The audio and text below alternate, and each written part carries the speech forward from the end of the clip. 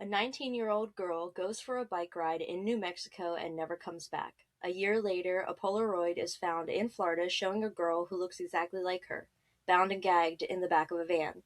Is it Tara Calico? For nearly 40 years, that photograph has haunted investigators, but the truth behind her disappearance might be closer to her hometown than anyone ever wanted to admit. This is the disappearance of Tara Calico, and you're listening to Lurking in the Shadows.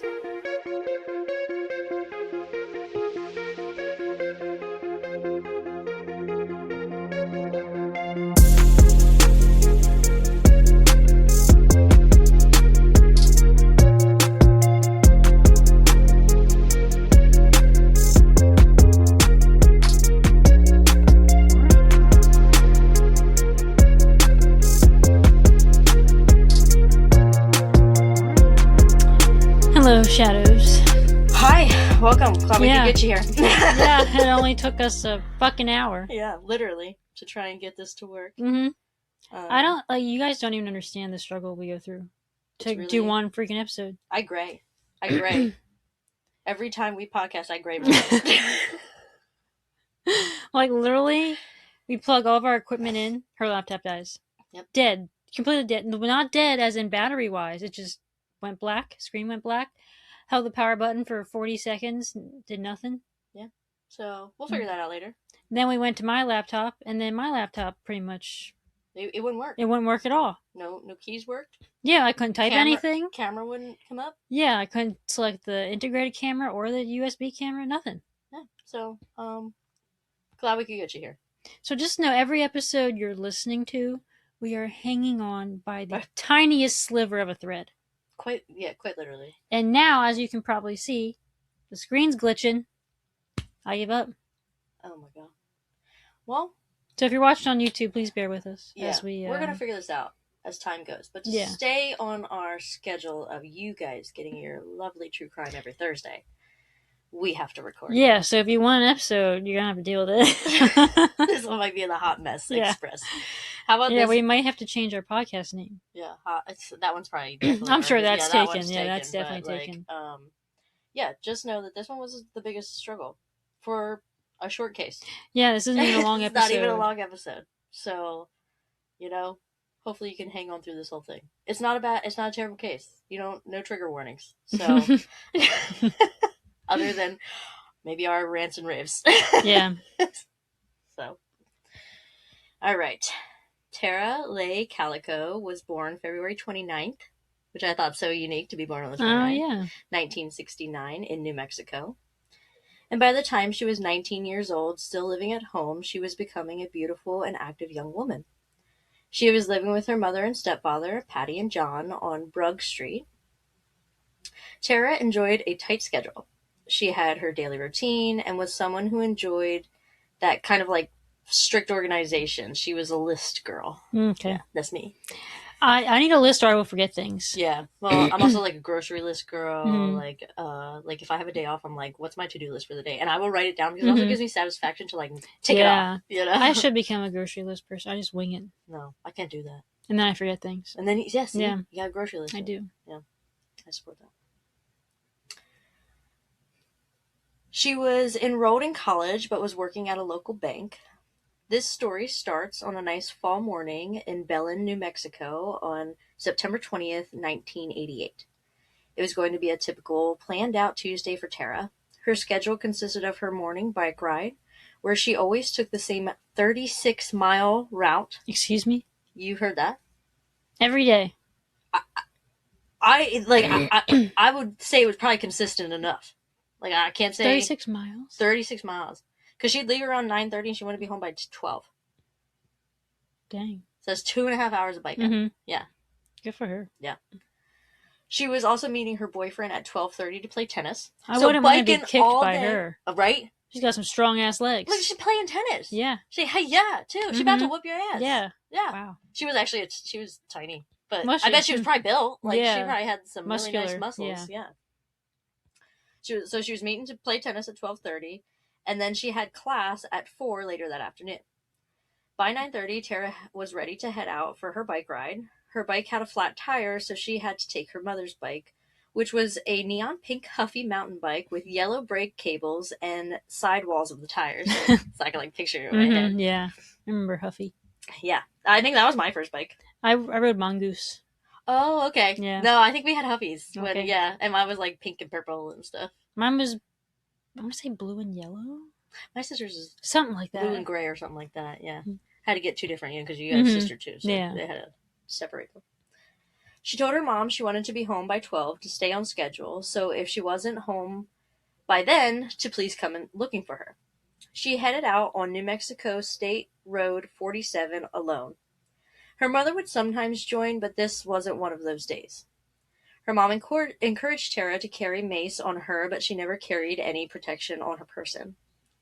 When 12:05 came around and Tara was still not home, her mother became worried and quickly headed out on the usual route to search for Tara, but she did not see any signs of her.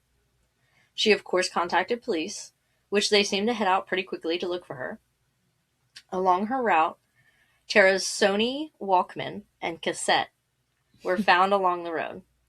Yeah. Really brings you back to the times, though. I know, it does. It really puts you there. Yeah. The cassette was found about 2 miles from her home, and it was Boston, the rock band, if you were curious. Oh, yeah. I like their one song. Crap, what's it called? I didn't know them. I looked it up. Crap, what is that song? Okay. I like their song More Than a Feeling and Peace of Mind. Oh, and Peace of Mind. Yes. I had to listen to them. I just looked them up. I didn't You've probably heard those songs before. I probably have, yeah. The Walkman was found about 19 miles from her home near John F. Kennedy Campground. Her mother suspected Tara may have been leaving evidence behind. I believe that maybe this showed signs of a struggle that may have happened. Yeah, it could be either or. I know. Which is horrifying to think about. Either one, yeah, to be honest. Because you're not leaving clues for good reasons, bad things are happening. Police talked to neighbors and people along the route, and several witnesses came forward saying that they saw Tara riding her bike, but no one witnessed her abduction directly. Some of these witnesses reported seeing a light-colored older Ford truck, possibly a 53 Ford, with a camper shell on the back of it. Tara's mother's bike was also never found. Tara was wearing a white shirt with First National Bank of Belen on it, white shorts with green stripes, turquoise and white Avia sneakers with white socks. She was wearing a gold butterfly ring with a diamond insert, a gold amethyst ring, and a half-inch gold hoop earrings. Tara had brown hair, green eyes. She was 5'7" and 120 pounds. That's what I said. She was pretty small. She had a scar on the back of her right shoulder and another scar on her calf. On the back of one of her legs, she has a dime-sized birthmark that is brown and misshapen. Oh, that screen is really shaking. I know, yeah. She had a lazy eye and wore braces at the time. There was no new evidence until 9 months later. On June 15th, 1989, in the parking lot of a gas station located in Port St. Joe, Florida, a Polaroid picture of two unidentified people was found. One was a young boy, the other was a young woman. They were both bound with their hands behind their backs and black duct tape over their mouths. I've seen this photo, and it's scary. And I bet you'd recognize it, yeah. That's a photo that's always haunted me. Yeah. The person who found the photo was a woman that parked next to a white Toyota cargo van that had no windows. Of course. The photo was on the ground outside of the van. She reported the driver was a man in his late 30s with a mustache. With the limited details police had, they were unable to find that individual when they searched for him, and that man was also never identified. It's always a man in his 30s. Yeah, and a mustache. With a white van. With a white van. Yeah. The whole kit and caboodle here.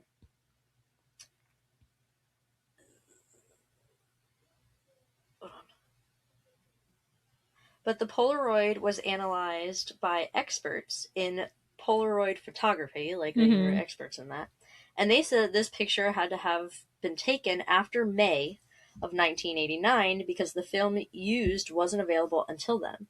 And this is in June. So, June 15th. So if it's her, they were keeping her captive. Mm-hmm. Yeah. This photo, which if you see it, you would probably recognize it, was aired on A Current Affair in July of that year to see if the public could help. This episode was seen by friends of Patty, who contacted her saying the woman in the picture looks like Tara. At the same time, the family of Michael Hanley saw the episode and thought he was the boy in that photo, and I'll go over more information on who they think that boy is later. Both parents went to speak with the investigator in charge of the photo discovery. Right away, Patty was convinced the woman in the picture was Tara. One thing that really stuck out to her was the scar the woman had on her leg seen in the picture is identical to the one that Tara got in a car accident. Also seen in the photo is a book called My Sweet Adrena, by V.C. Andrews, which was Tara's favorite book. And would she normally have a book on her when she's riding bike, though? I don't know, yeah. Because where did that book come from? That's true. Like, did this captor buy it for her? That's what I was thinking, maybe. Yeah. I mean, keeping kids captive. Right.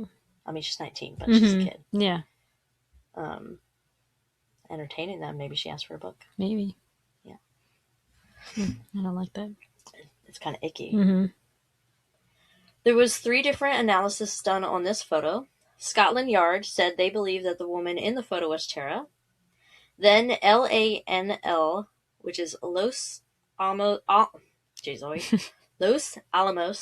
National Laboratory, said the woman was not Tara. And the FBI had to, of course, get into it, and their findings was inconclusive.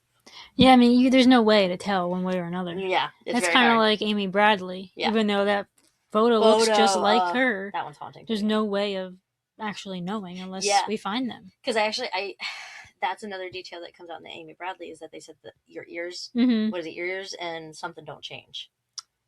I forget, but I don't remember what they said. Yeah, but in one of my and like her cheek, they had the same cheeks in that photo. So one of my articles said that the woman that looks like Tara has the same ears and same jaw. Okay, and so and it's like. But, like, it doesn't prove anything. Right, yeah. I mean, your jaw could probably change, like, if you gained weight or lost weight or something. But, yeah that's... Yeah. There were 2 more photos found after the disappearance of Tara. One pictured a woman possibly in the same van as the first photo. This image was found on July 19th, 1989, at a construction site in Montecito, California. It was a blurry image of a woman with duct tape over her mouth. Again, Patty believed this was Tara, saying that she has the same cowlick on the right temple, and the same lazy eye as Tara. The image also has similarities to the surroundings of the first Polaroid, which included a blue and white striped blanket. This photo was on film that was not available until June of 1989. The second photo was on film that wasn't available until February of 1990, but we do believe that this third image is a prank.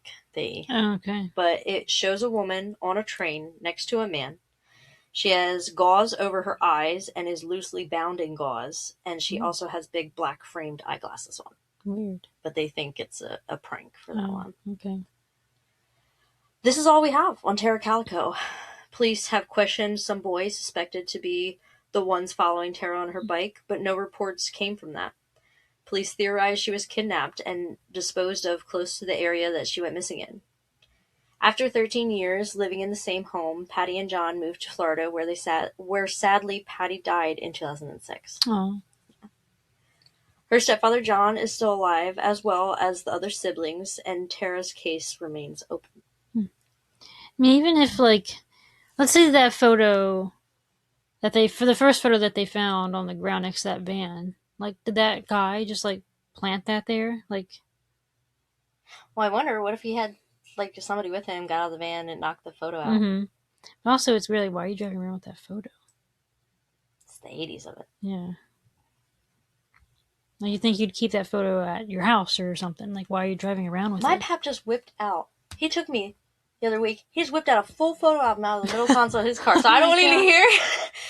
He's going down, this is a 53 Ford, this is a 36 Pontiac, this, you know, like he just got a Chrysler, going through them all. Geez. He just whipped out. So no, I don't. And this is 2026. Yeah. Okay.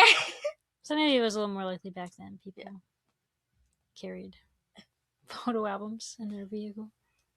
Yeah. Because now everyone just has it on their phone. No, but I feel like back then, it was more likely. Yeah, and I feel like even maybe back then you were decorating your car with some pictures. Not that that's decoration, but right, yeah. Maybe. I mean, for a fucking psychopath, maybe. Yeah, but yeah, it's just weird. Like, why did they have that photo? Nowhere else to put it. I don't know. Maybe they lived in their van too. Maybe, yeah. Yeah. But I always made me wonder, like, did they purposely put that photo there, or did it truly just like fall out? I feel like the photo, because if you look at the photo, it's also hard to tell. We cannot tell. No one can tell if they are actually in distress or if this is a staged photo. You can't really tell. You cannot tell if this, deep in my gut, this is not a staged photo. Like, it's an icky photo in my opinion to even think of the possibilities. But we can't tell. I know. You hope it's not her, but yeah, I don't know. Yeah. Scary. Yeah, it is. If you know anything about the disappearance of Tara Calico, please call the Valencia County Sheriff's Department at 505-865-9604 or the Federal Bureau of Investigation, Albuquerque, New Mexico office at 505-224-2000. So now, who is the boy in the photo? The first identity they thought he was Michael Hanley. Michael Hanley was a 13-year-old boy from State College, Pennsylvania, who vanished under mysterious circumstances in April of 1988 during a hunting trip with his father in the Mount Taylor area of New Mexico. So he was over in that area. This was about 75 miles from where Tara went missing. For years, investigators and the public speculated that Michael was the young boy pictured alongside the woman in a haunting Polaroid found. The mystery of missing Michael was solved in 1990 when Michael's remains were discovered on the Zuni Mountains, miles from where he was last seen. Forensic analysis ultimately determined that Michael had likely succumbed to exposure after getting lost in the rugged terrain and harsh weather, effectively ruling him out as the boy in the Florida photograph. Interesting. So he was with his dad and just disappeared? Yeah, and I guess maybe wandered off. Yeah. Well, that's really sad if he really did die from elements. That is really sad. Out in New Mexico. Yeah. Oh. The second name to come up was David Borer. David Michael Borer was born March 21st, 1981 in Willow, Alaska. And on April 26, 1989, he was heading to either a friend's house or a sandbar at the... I'm going to ruin this. It's probably a beautiful name, to be honest. They got some pretty rivers out in Alaska, but... Kashwitna River. He was last seen around 5 p.m. walking near mile marker 82 on Parks Highway, about 11 miles from his house. Once it was realized David disappeared, police immediately thought that he fell into the river. They failed to find any holes in the frozen river, and they also had divers search with no luck. Canines traced his scent along the highway, but the trail just ends. Then police believed David could have been hitchhiking and was taken that way. When he went missing, he was 4 foot, 55 to 65 pounds, 4 feet, blonde hair, blue-green eyes. He had front teeth that stuck out a little. He had a scar under his right eye and a scar above his left. He is also left-handed. He wore a red coat, green jeans, green plaid shirt, and Sorel winter boots with felt inserts. David was attending Willow Elementary. He was described as a very independent boy.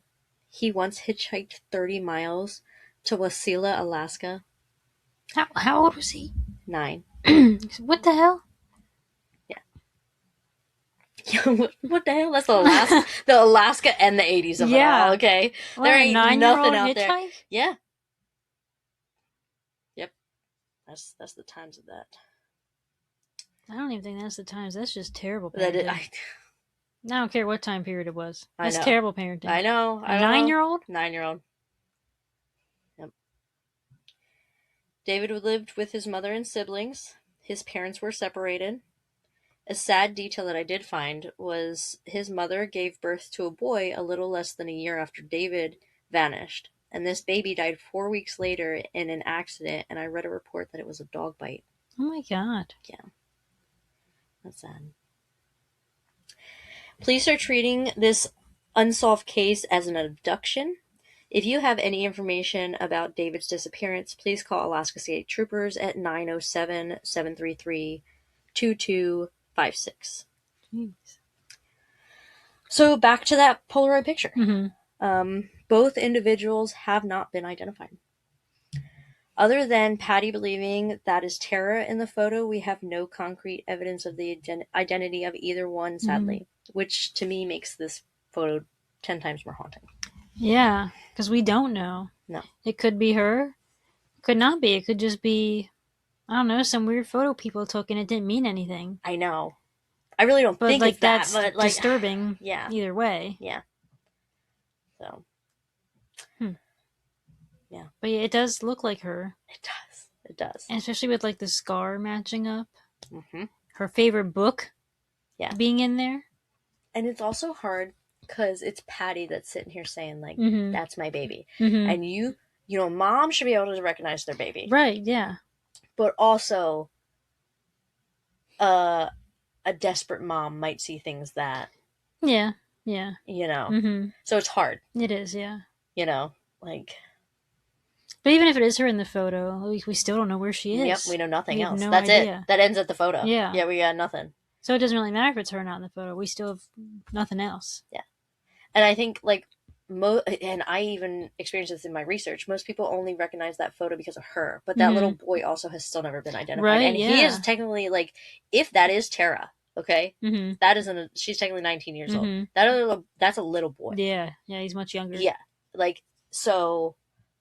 Like, so that's horrifying, too. Whose little boy is that? Whose little boy is that? You know? Like, who's missing the little boy? It's sick, actually. That picture has always haunted me. Yeah. And I'm sure, I bet you guys go and look, check us out on the Instagram and stuff, and if you're watching on YouTube, we'll post the pictures. But, yeah, I bet you recognize the picture, honestly. Let us know what you guys think. Like, do you think it's her? Yeah. Who do you think the boy is? Yeah. There's not a lot of information out there. Yeah. Yeah.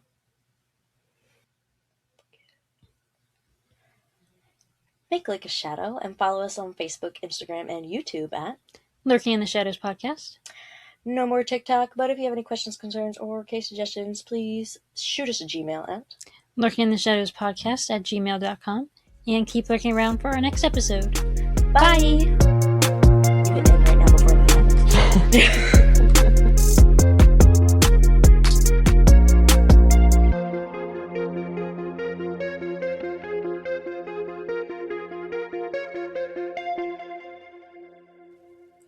A 19-year-old...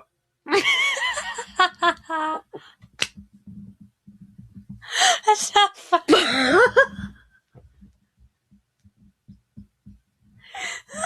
We worked so hard for me to start like that. That was perfect. I hate myself. I'm gonna die. I'm so angry now. I'm crying. My nose.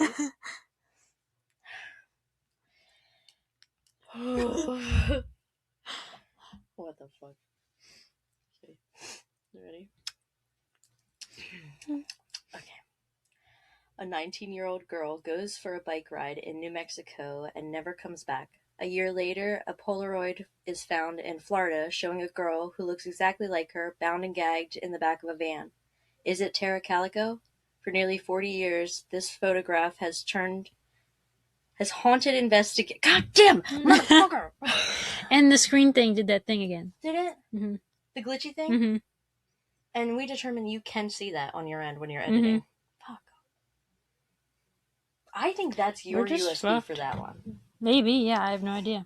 Because it did that when we were also virtual, remember? Yeah. And you were plugged into your computer. Should we keep going? I guess. Because I don't know what else we can do about that. Yeah, I don't know either. They would have to look at that, I guess. Yeah. Okay. A 19-year-old girl goes missing. What's wrong with me? What's wrong with that? Goes for a bike ride, doesn't go missing. Missing comes later. I was like, that sounded right. It was a perfect sentence. If that's what the fucking sentence was supposed to be. No. It's not even close. I'm keeping these bloopers. Good. I'll laugh about them later, but I'm mad. What's wrong with me? Okay.